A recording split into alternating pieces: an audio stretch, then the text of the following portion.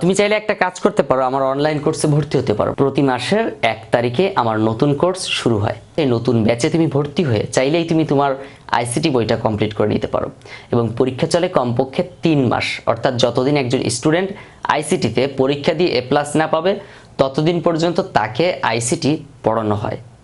তুমি চাইলে আজকেই স্ক্রিনে দেওয়া নাম্বারে যোগাযোগ করে ভর্তি হতে পারো।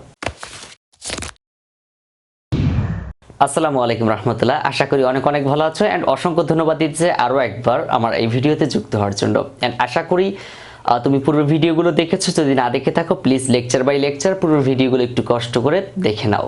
তোমাকে এই মুহূর্তে যে কাজটা করতে হবে, এই লেকচার শিটটি যদি কাছে না থেকে থাকে প্লিজ স্ক্রিনে দেওয়া নাম্বারে যোগাযোগ করে লেকচার শিট কালেক্ট করে নাও। দেন লেকচার শিটের মধ্যে প্রত্যেকটা লেকচার আলাদা করে সাজানো আছে, যা তুমি দেখে খুব সহজে পুরো চ্যাপ্টার কমপ্লিট করতে পারবে। ওকে, আমি এই ভিডিওতে আলোচনা করতে যাচ্ছি 6টি অঙ্ক এবং এই 6টি অঙ্কের আমি সত্যক সারণী অঙ্কন করব এখন, কিন্তু এই ভিডিওর মাধ্যমে তুমি পুরোটা ক্লিয়ার হয়ে যাবে।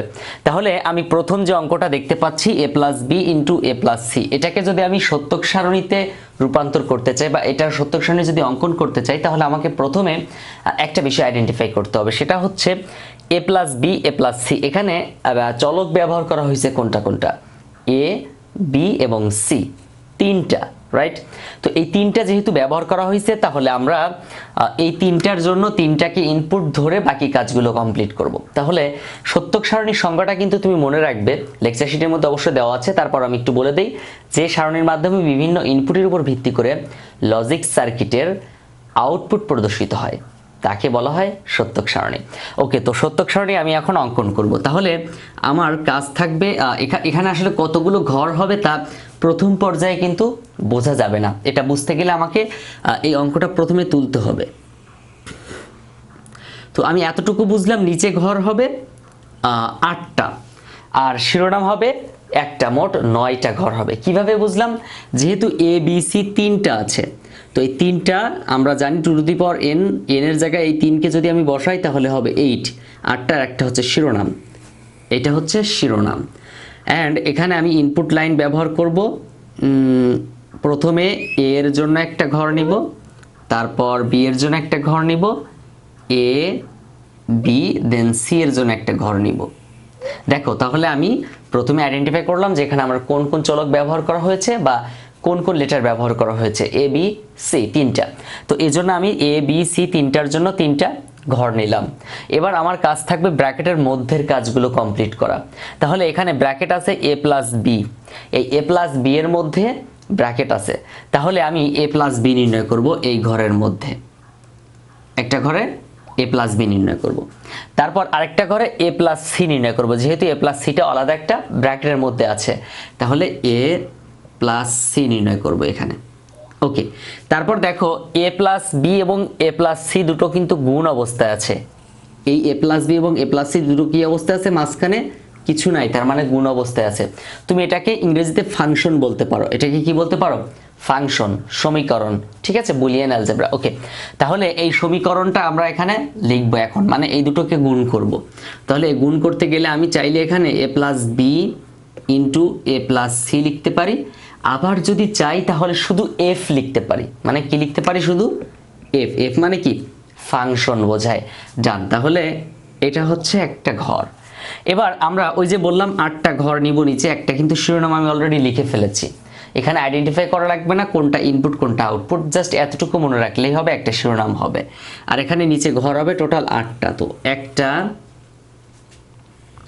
2টা, তারপর 3টা, 4টা, 5টা, 6টা, 7টা, 8টা। দেখো 8টা ঘর তৈরি করলাম। তো প্রথমে আমি কি করব?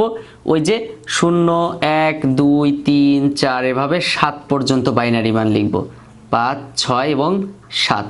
তাহলে 0-র বাইনারি মান 0। আমরা a b c এই 3টার ঘরে লিখব। টোটালি a b c এই 3টা ঘরের মধ্যে আগে আমরা বাইনারি মানটা বসাবো।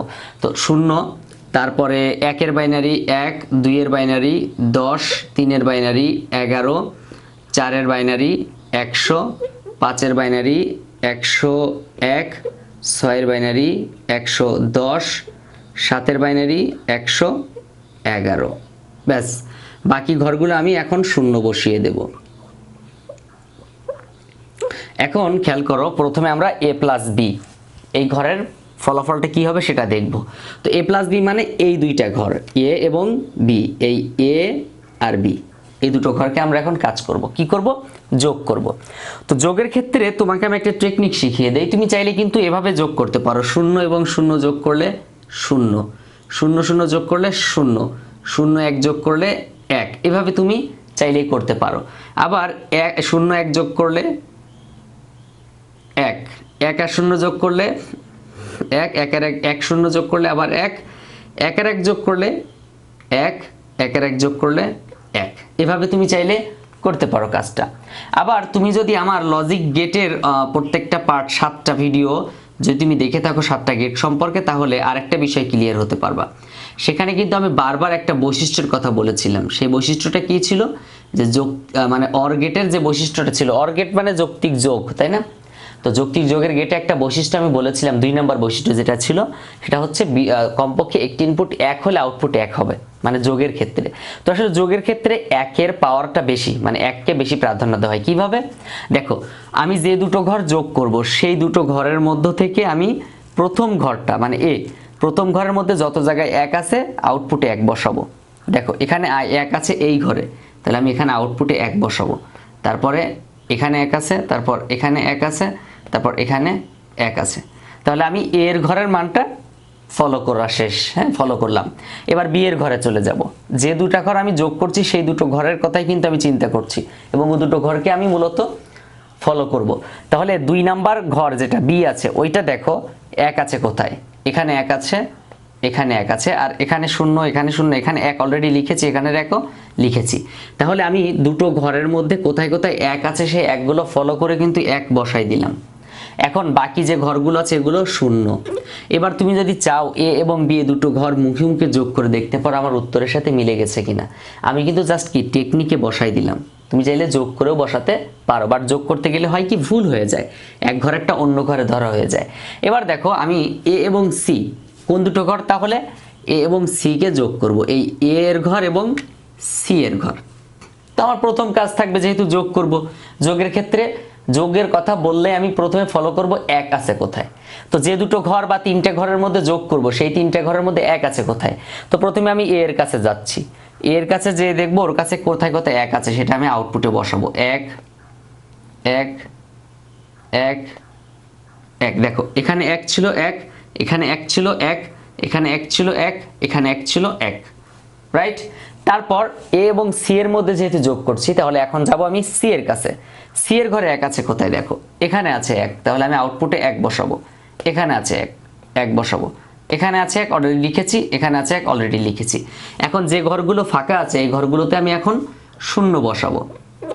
এবার তুমি মুখোমুখি হিসাব করে দেখো, এই ঘর এবং এই ঘর দুটো ঘর যোগ করলে 0 0 যোগ করলে 0, এই 0 এই 0 যোগ করলে 0, বাকি ঘরগুলো কিন্তু 0 1 যোগ করলে 1, মানে মিলে যাচ্ছে। টোটালি আমার টেকনিক এবং বাস্তবে যোগ মিলে যাচ্ছে। এখন আমার কাজ a প্লাস বি এবং a প্লাস সি, অর্থাৎ আমার এই দুটো কাজের ঘরের কাজ এখন আমার শেষ। এখন আমি এই ঘর এবং এই ঘর এই দুটো ঘরকে গুণ করব যেহেতু গুণ অবস্থায় আছে। তো গুণের ক্ষেত্রে কি বললাম? 0 সম্পর্ক বেশি, অর্থাৎ 0কে বেশি প্রাধান্য দেওয়া হয়। যে ঘরে 0 থাকবে, যত 1 থাক না কেন, একটা 0 যদি থাকে অন্তত পক্ষে তাহলে আউটপুট 0 হবে। তার মানে আমাকে মনে রাখতে হবে যে কোথায় 0 আছে সেটা ফলো করব। তাহলে আমি এই মানে এই ঘর এবং এই ঘর দুটো ঘর যোগ করব। তো আমি যে দুটো ঘর যোগ করব তার মধ্যে একটা ঘরের মধ্যে দেখি 0 আছে কোথায়? এখানে 0 আছে, তাহলে আমি 0 বসাবো। এখানে 0 আছে, 0 বসাবো। আর কোথাও 0 নাই। তারপর a প্লাস সি এই ঘরের মধ্যে দেখবো 0 আছে কোথায়? এখানে 0 আছে, অলরেডি আমি লিখেছি। এখানে 0 আছে, এই যে লিখলাম। আর কোথাও 0 নাই, তার মানে 1। এখন তুমি আমার কথা বিশ্বাস না হলে গুণ করে দেখতে পারো যে আমার কাজটা রাইট কিনা। সেটা কেমন? 1 এবং 1 গুণ করলে 1, 1 এর 1 গুণ করলে 1, 1 এর 1 গুণ করলে 1, 1 এর 1 গুণ করলে 1, 1 এর 1 গুণ করলে 1, 0 1 গুণ করলে 0, 1 আর 0 গুণ করলে 0, 0 0 গুণ করলে 0। দেখ আমরা বাস্তবে যদি গুণ করি তাও মিলে যায়। আবার যদি আমরা কি করতে পারি, আমরা সরাসরি যদি মান বসিয়ে দেই টেকনিকে, তাহলেও কিন্তু আমাদের উত্তরটা হয়ে যায়, তাই না? তাহলে এই হচ্ছে 1 নম্বর অঙ্কের সত্যক সারণী।